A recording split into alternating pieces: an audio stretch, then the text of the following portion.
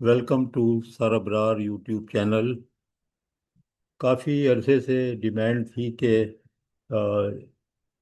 Smart transformer, smart grid, cyber technology, इन चीज़ें topics पे वीडियो बनाई जाए। तो आप देख रहे हैं कि मैंने काफ़ी चीज़ें कंटेंट चेंज की हैं और कुछ चीज़ें को अपडेट भी किया है और कुछ चीज़ें ऐसी हैं जो कि फ़िलहाल पहले से मौजूद हैं और वो उनमें कोई ख़ास तब्दीली नहीं आई है। तो हमारा कंसंट्रेशन जो है वो जदीद टेक्नोलॉजी पे होगा। जैसे आप देख रहे हैं कि काफ़ी लेक्चर्स दोबारा से ग्रिड इन्हेंसमेंट टेक्नोलॉजी पे और फ्लेक्सिबिलिटी ट्रांसमिशन लाइन, और आपने देखा कि उसका रिलेशनशिप विद द रेजोनेंस, उस पे मैंने बड़ा जोर इसलिए दिया है कि जब तक कि आप रेजोनेंस को नहीं समझेंगे कि उसको किस तरह ट्रांसमिशन लाइन की कैपेसिटी को बढ़ाने के लिए इस्तेमाल किया गया है, सीरीज पैरेलल दोनों को, उस वक्त तक आप फैक्ट डिवाइसेस को समझ नहीं सकेंगे। पाकिस्तान में नहीं है तो कोई बात नहीं, लेकिन अगर आप मुल्क से बाहर जाएंगे, सऊदी अरब में या अमेरिका में, कनाडा में, इंशाअल्लाह ताला आप वहाँ पर होंगे भी, तो ये फैक्ट डिवाइसेस से आपका वास्ता कभी पड़ सकता है इंटरव्यू में, इसलिए इतना जोर दिया। इसी तरह अब स्मार्ट ट्रांसफार्मर पे मैंने तकरीबन 25 के करीब स्लाइड तैयार की हैं। और फिर जब उनको मैंने गौर से देखा तो वो तो हर स्लाइड ही एक वीडियो के काबिल है। तो मैंने सोचा कि फिर उसमें से कुछ स्लाइड जो हैं एक एक अलग अलग, और कुछ जो है मिला करके दो दो तीन तीन करके इसकी वीडियो बनाई जाए, वरना बहुत भारी पड़ जाएंगी आपके लिए भी और मेरे लिए भी। और हम इसमें सारे एक्सपर्ट कवर करेंगे इंशाल्लाह ताला। इसके अंदर हम सारे वो चीज़ें जो आप देखेंगे कि सुनते हैं कि कन्वेंशनल और स्मार्ट ट्रांसफार्मर का फ़र्क क्या है, स्मार्ट ट्रांसफार्मर का आर्किटेक्चर क्या है, स्मार्ट ट्रांसफार्मर में का डेटा इंटीग्रेशन, सेंसर और स्कैडा का जो स्टैंडर्ड है आईसी का, इसका 61850 हो गया, डिजिटल इंटीग्रेशन हो गया, आर्किटेक्चर ऑफ स्मार्ट ग्रिड का हो गया, मशीन लर्निंग हो गया, एचएमआई हुआ। हो सकता है बाद स्लाइड्स के लिए मैं दूसरे लोगों को इन्वॉल्व करूं जो इस फील्ड के हों। अब देखिए, स्मार्ट ग्रिड कुछ भी नहीं है, मैं आपको बहुत आसान लफ्जों में समझाऊंगा ताकि आप सवाल जवाब में इंटरव्यू में कामयाब हों। देखें, आप यहाँ पढ़ सकते हैं, लिखा हुआ है transformer come combines the conventional power transformer with sensor, remote system, communication and analytics। आप देखें कि क्या है, जो आपका अपना ही ट्रांसफार्मर है, इसी को जो है वो नई पैकिंग में कर करके बेचा जा रहा है। और ये भी मार्केट में हो रहा है कि जैसे आपको एक मैं मिसाल दूं, यहाँ जो लिखा है वो आप पढ़ लेंगे, लेकिन मिसाल से मैं आपको समझाऊंगा तो आपको जवाब देने में इंटरव्यू में आसान होगा। मिसाल के तौर पे आप अगर इस वक्त ट्रांसफार्मर को देखें तो उनमें फैन होते हैं। कूलिंग फैन में आप देखते हैं ना कि वो जैसे टेम्परेचर बढ़ता है तो वो ऑन होते जाते हैं, और टेम्परेचर कम होता है तो वो जो है ऑफ होते जाते हैं।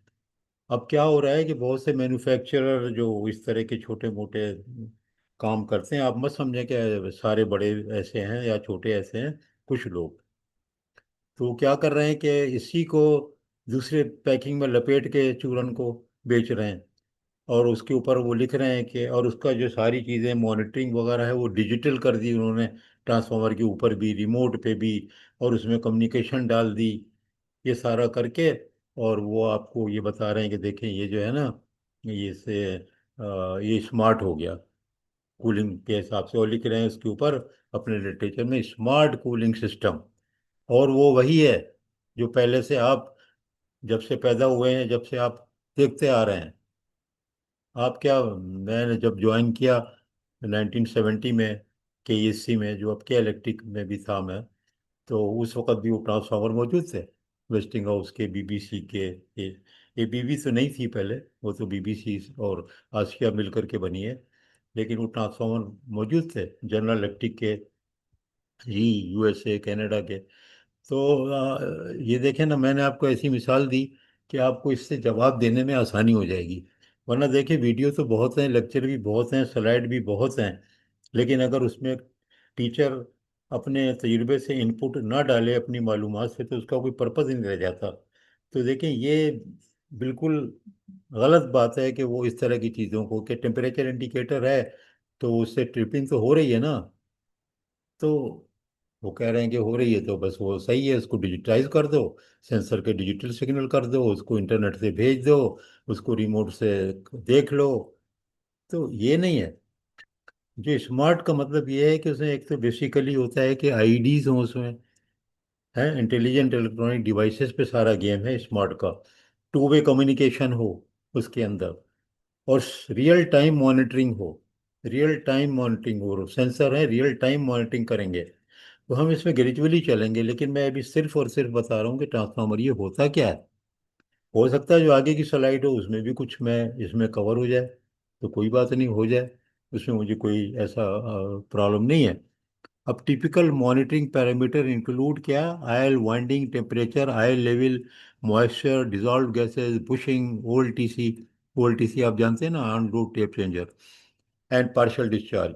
पार्शियल डिस्चार्ज जो पीडी पे मेरी अलग से बहुत अच्छी वीडियो मौजूद है, आप देख सकते हैं, केबल के हवाले से भी, उसकी टेस्टिंग के हवाले से भी, कैसे टेस्ट करते हैं, क्या होता है, ये सारा आप देख सकते हैं, मेरी इन स्लाइडों में भी आएगा। तो ऑब्जेक्टिव क्या है? ऑब्जेक्टिव जो है स्मार्ट ग्रिड का ये है कि आपका जो एबनॉर्मल ट्रेंड्स का जो है जल्द से जल्द डिटेक्शन हो, अलामात का, और रिलायबिलिटी इम्प्रूव हो, लोडिंग कंडीशन जो है वो उसके बेहतर वो सर्व करे, मेंटेनेंस जो है वो वक्त पे हो। तो ये सब चीज़ें रियल टाइम मॉनिटरिंग से होती है।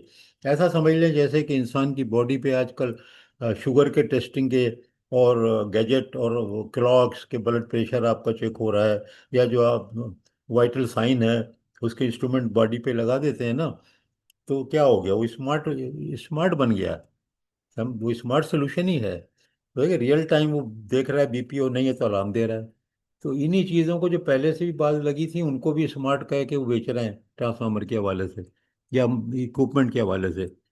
तो smart does not mean that every transformer needs every sensor. The monitoring package should match the transformer critically and failure risk. तो समझ में आया आपके कि ये ऐसे जो ट्रांसफार्मर की जो बनी, कि अगर एक पूछा जाए what is a small transformer, तो आप ये कहेंगे कि स्मॉल ट्रांसफार्मर जो है वो it continuously connect operating and condition data instead of depending on an periodic inspection and offline test. And also when you make it smart, it initiates a diagnosis. After diagnostic monitoring, it initiates the action as well।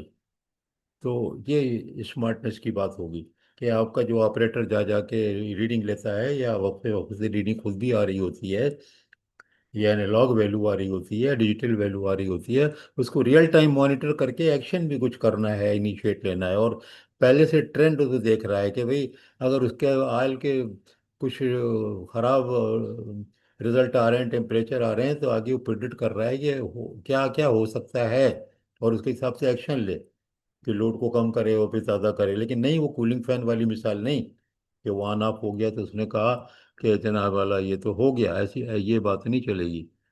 ठीक है ना? तो ये चीज़ का आप देख लें कि व्हाट इज़ अ ट्रांसफार्मर जो है ये मैंने आपको एक बहुत ही आसान अल्फाजों से बता दिया है, लफ्ज़ों में बता दिया है कि यार ये चीज़ इस तरह होती है। तो उम्मीद है कि आपको ये इसका फ़ायदा होगा, इस चीज़ का। आई होप कि आपको ये लेक्चर काफ़ी आसान लगा होगा। इसी तरह जो है हम दूसरे लेक्चर्स भी देंगे, और आपको पता चलेगा कि ये सब्जेक्ट इतना मुश्किल नहीं है जितना कि पेश किया जा रहा है। लेकिन आपको उसको करना इस तरह है कि आप बात को समझें कि स्मार्ट है क्या, मैन्युफैक्चरर आपको धोखा ना दे। ये असल में है सारी बात। तो इसके साथ ही इसको हम ख़त्म करते हैं, और फिर इंशाल्लाह सेकंड वीडियो में मिलेंगे।